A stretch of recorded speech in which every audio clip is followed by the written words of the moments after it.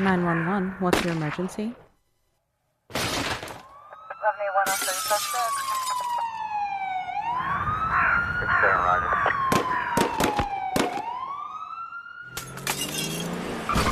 911, what's your emergency? Viewer discretion advised. This program discusses true crime cases and contains sensitive topics, disturbing details, and graphic descriptions that may be upsetting to some viewers. Flashing lights or visual effects may also appear. This content is presented for educational, documentary, and commentary purposes under fair use guidelines outlined in Section 107 of the Copyright Act of 1976. The woman who called herself God. The Madeni Ceus case. In late August 2017, sheriff's deputies navigated a remote, rugged stretch of land in Norwood, Colorado. At first glance, it looked like a typical off-grid campsite, just a few tents, scattered vehicles, and makeshift shelters. There was no running water, no electricity, and no connection to the modern world. But as deputies searched the property, they made a discovery that would haunt them forever. Inside a parked, sun-baked vehicle sat the remains of two young sisters identified in court records only as MR and HM. They had been dead for weeks, left inside the car through the brutal heat of a Colorado summer. How did two young girls end up forgotten in a hot car, while a group of healthy adults lived just yards away? The answer lies in the dark. Absolute control of one woman, Madani Ceus. To her followers, she wasn't just a leader, she was Amma, and to some, she was Yahweh, the creator of the universe. To understand how this tragedy unfolded, we have to look back to Florida, where Madani Ceus' journey began. Ceus didn't have a massive public profile. She didn't write books, run a megachurch, or broadcast her teachings online. Instead, her influence grew quietly, handpicking a small, deeply devoted circle of followers. Former members described Ceus as incredibly charismatic. When she spoke, it was with absolute, unshakable certainty. Over time, that certainty morphed into something terrifying. Ceus claimed she was the physical manifestation of God. She demanded to be called Amma, a title of ultimate spiritual motherhood, and claimed total authority over life, death, and salvation. Under her influence, followers surrendered everything, members abandoned their old names and adopted new ones, relationships with the outside world were systematically severed. The group became a nomadic, tight-knit commune, traveling from Florida through several states before finally settling on the remote Colorado property in 2015. In this group, there was no room for dissent.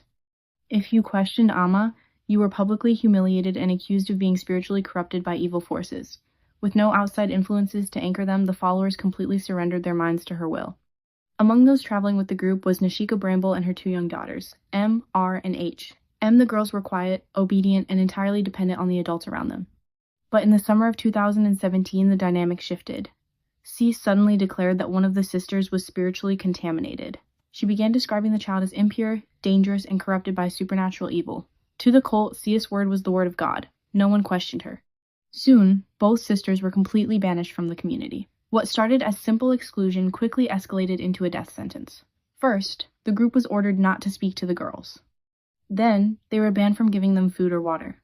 Finally, Ceus ordered everyone to stay away from the vehicle where the children had been locked inside. During the blistering summer heat, the sisters were left to starve and dehydrate inside that car. While they suffered, a group of healthy adults, including their own mother, went about their daily lives just yards away. No one called 911. No one slipped them water. No one intervened. They simply watched, waited, and obeyed. When deputies finally arrived in late August, the advanced state of decomposition made the crime scene incredibly difficult to process. Investigators from the Colorado Bureau of Investigation had to rely on forensic pathology, digital forensics, and grueling interviews to piece together the timeline. As the details emerged, prosecutors realized this wasn't just a case of neglect. It was a coordinated conspiracy of silence governed by psychological coercion. The state brought charges against 5 members of the group: Madani Ceus, the leader, Nashika Bramble, the mother of the victims, Ashford, Nathaniel Archer, Ika Eden, and Frederick Alexander Blair. The trial of People v. Madani Ceus forced a jury to grapple with a chilling question: how much legal responsibility does a spiritual leader bear for the actions of their followers? The prosecution's case was clear. Ceus' absolute authority was the direct cause of the children's deaths. Former cult members took the stand, describing the paralyzing fear and devotion that Ceus weaponized to keep them silent. The defense argued that a communal off-grid lifestyle and unusual religious beliefs did not automatically equate to criminal liability. Ultimately, the jury didn't buy it. They found Madani Ceus guilty of 2 counts of child abuse resulting in death. The judge sentenced her to 64 years in the Colorado Department of Corrections. The other adults involved faced separate trials and sentencing, holding each accountable for their failure to protect the innocent lives in their care. The tragedy of the Ceus cult is a devastating reminder of how easily vulnerability can be exploited. It forces us to look at the dangers of total isolation, the terrifying power of coercive control, and the critical importance of speaking up when the vulnerable are kept in the shadows.